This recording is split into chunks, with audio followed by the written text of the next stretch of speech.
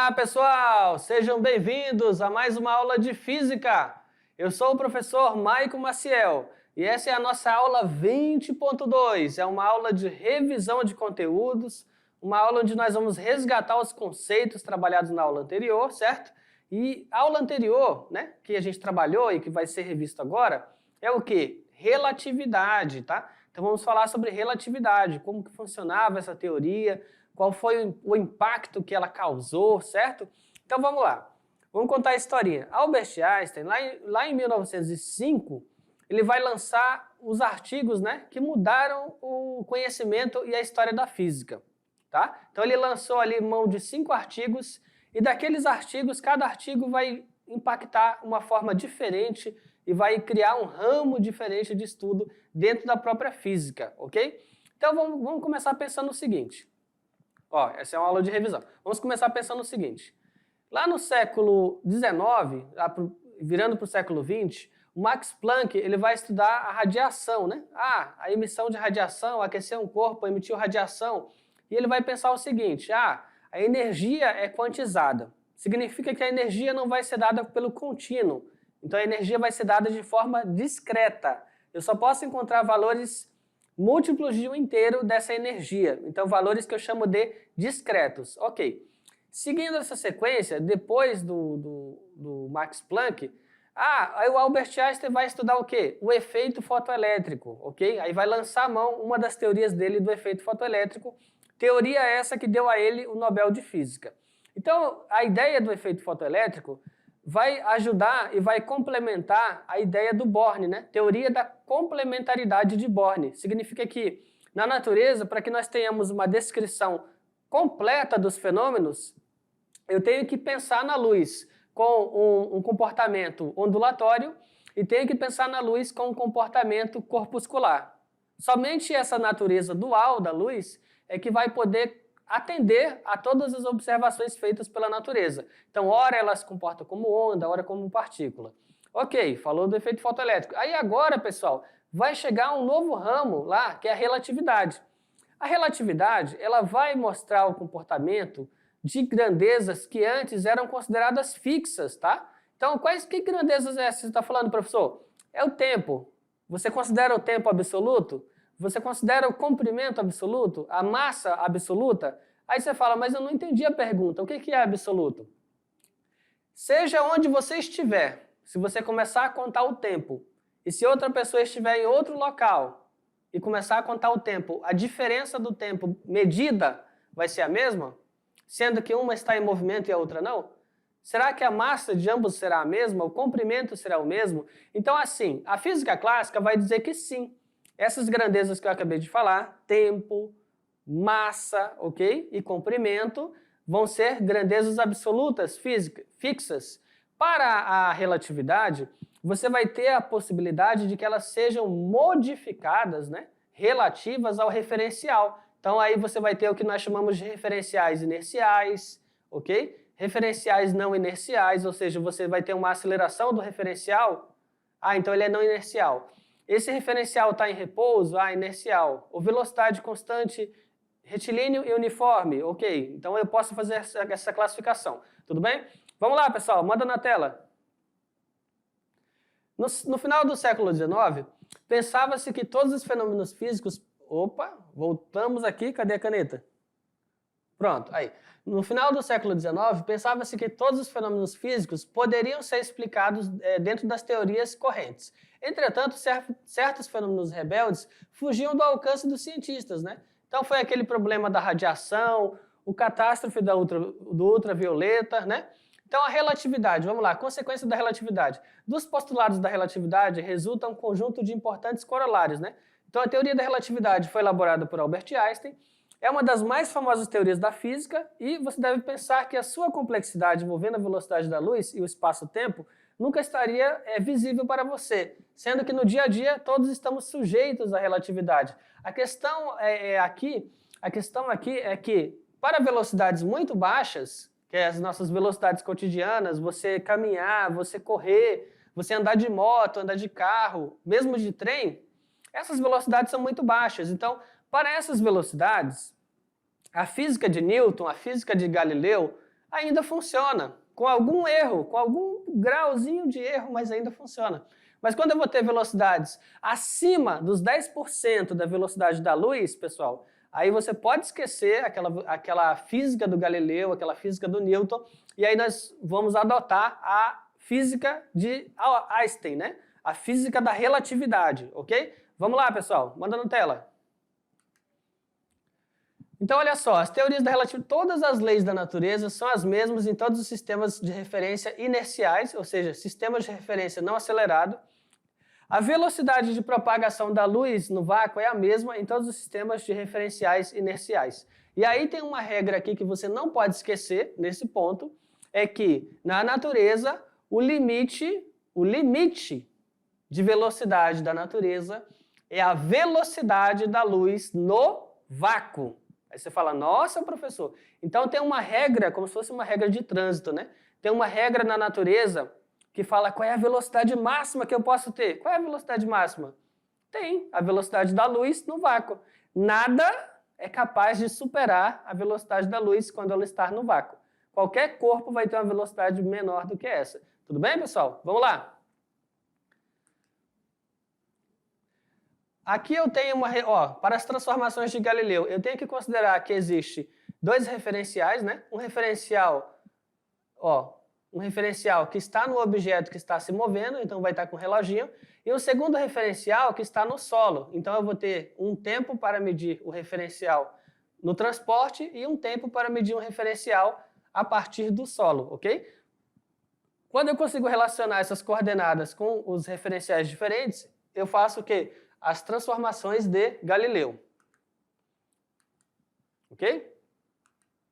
Aqui, nesse caso é interessante, olha só. Eu tenho uma pessoa dentro de um veículo, dentro de um transporte, e esse transporte ele está se movendo, né? O transporte está se movendo. Aí, o transporte está se movendo, professor, com velocidade. Se a pessoa está dentro do transporte e ela começa a caminhar ou correr dentro do transporte, o Galileu ele vai dizer para você o seguinte, se elas estão correndo na mesma direção e sentido, o Galileu, o Newton, eles vão dizer para você o seguinte, soma as velocidades. Vai ser a velocidade do transporte somada com a velocidade da pessoa que está correndo lá dentro. Porque o quê? Estão na mesma direção e sentido. Soma. Mas aí, e se fosse a luz? Manda aqui no fundo, manda aqui no fundo. E se eu mudasse a situação, ao invés de ser a pessoa correndo dentro do trem, e se fosse simplesmente a luz, tá? Vamos lá. Eu tenho aqui um trem em movimento, eu tenho uma pessoa com uma lanterna, e o cara vai ativar a lanterna aqui, ligou, lançou um feixe luminoso, né? Se eu fosse usar a regra do Galileu, o do Isaac Newton, pessoal, isso aí ia furar, não ia? Não ia dar errado? Porque eu teria que somar a velocidade do transporte com a velocidade da luz. Ia dar o quê? Ia dar uma velocidade maior do que a da luz, já ia dar errado, porque pela relatividade, nenhuma velocidade pode ser superior da luz. Como consequência disso, você vai ter que fazer o quê? O que essa equação está mandando aqui, Você vai ter que fazer essa transformação, tudo bem? Relativística. Então eu vou ter que utilizar essa equação, que ela é relativística. Quando os objetos estiverem na mesma direção e sentido, eles vão estar somando, né? Se tiver em sentido contrário, vai estar subtraindo, professor. Ok. Manda na tela, pessoal. Manda na tela. Opa. Aí. Ok, tá? Então, das equações que eu destaquei aqui para você, para soma e subtração, depende se vai estar na mesma direção e sentido ou não. E, na relatividade geral, você também sabia o seguinte, o corpo que tem massa, ele tem a capacidade de fazer o quê, pessoal? Ele vai conseguir modificar o tecido do espaço-tempo, ok? Então ele vai alterar essa curvatura do espaço-tempo produzido pela gravidade. Ou seja, a massa vai ser relativa, você vai ter uma massa relativística. Também há uma relação entre a energia, né, e a massa, sabendo que massa e energia vão ser duas facetas da mesma coisa, você pode converter uma na outra, ok? Ele chama isso de massa relativística. Então, pessoal, agora, vem aqui comigo, olha só, vem aqui comigo, eu vou dar um tempinho para você fazer as questões, tá? Vou aguardar, o tempo é relativo, hein? Mas eu vou aguardar e daqui a pouquinho a gente volta. Faça as questões.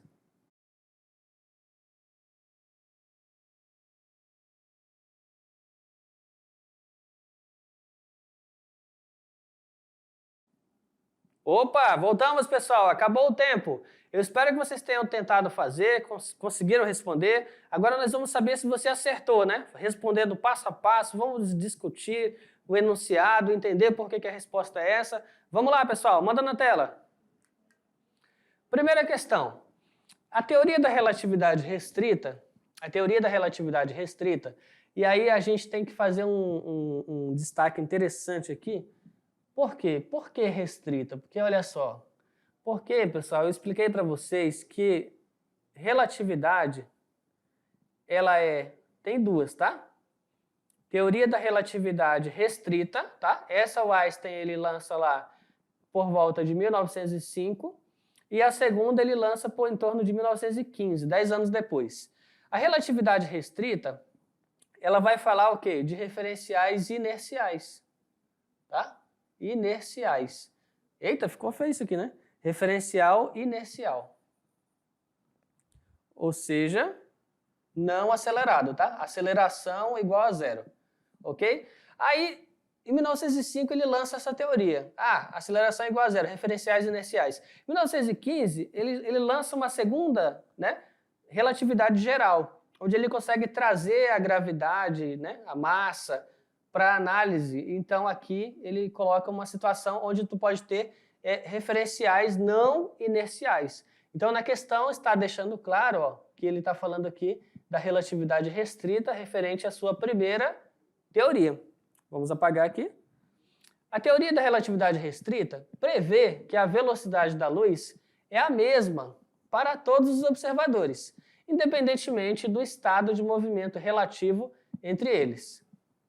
Com base nessa afirmação, imagine duas naves, né, que viajam no espaço com velocidades altíssimas em uma mesma direção, mas com sentidos opostos. Se cada nave possui velocidade v e a velocidade da luz no vácuo é c, a velocidade percebida pelo piloto, né, então aí você teria que pensar, e você fala assim, e aí professor, como que é c? Eu vou ter a primeira aqui, né, está se deslocando, com base nessa afirmação, independente, vamos ver aqui, imagine duas naves que viajam no espaço com velocidades altíssimas em uma mesma direção, mas em sentidos opostos. Então a primeira está indo aqui e a segunda está indo aqui, certo? Ok. Bom, se eu fosse utilizar a ideia de Galileu, eu teria que fazer o quê, pessoal? Sentidos opostos, eu teria que somar, né? A ideia do transporte aqui, esse está indo para a direita, esse está indo para a esquerda, aí teria que subtrair, mas como se trata de uma velocidade muito alta, eu teria que fazer o quê? Eu poderia somar as duas velocidades, porque elas estão próximas da velocidade da luz? Então, olha só, o princípio da relatividade, princípio da constância da velocidade da luz. A velocidade da luz no vácuo tem o mesmo valor constante, c, em todos os referenciais inerciais. A velocidade é a mesma, independente do movimento relativo entre eles. Então, nesse caso, mesmo que eu adote um referencial dentro da nave ou um referencial fora da nave, para essa análise, a soma não pode dar uma velocidade superior à velocidade da luz. Então, a velocidade vai ser a mesma. Nesse caso aí, pessoal, olha só, marcamos a letra D, tudo bem? Velocidade da luz no vácuo. Questão 2. A teoria da relatividade restrita, proposta por Albert Einstein em 1905, é revolucionária porque mudou as ideias sobre o espaço e o tempo, mas em perfeito acordo com os resultados experimentais. Ela é aplicada, entretanto, somente a referenciais inerciais, ou seja, tem uma limitação aqui, né? Em 1915, Einstein propôs a teoria geral da relatividade, válida não só para referenciais inerciais, mas também para referenciais não inerciais. Sobre os referenciais inerciais, considere as seguintes afirmativas. Então tá. Então a pergunta dele é sobre referencial inercial. Aqui, sobre os referenciais inerciais, considere as seguintes afirmativas. Primeiro, são referenciais que se movem uns em relação aos outros com uma velocidade constante? Então, o que ele está dizendo aqui? Seria equivalente a você ter um transporte.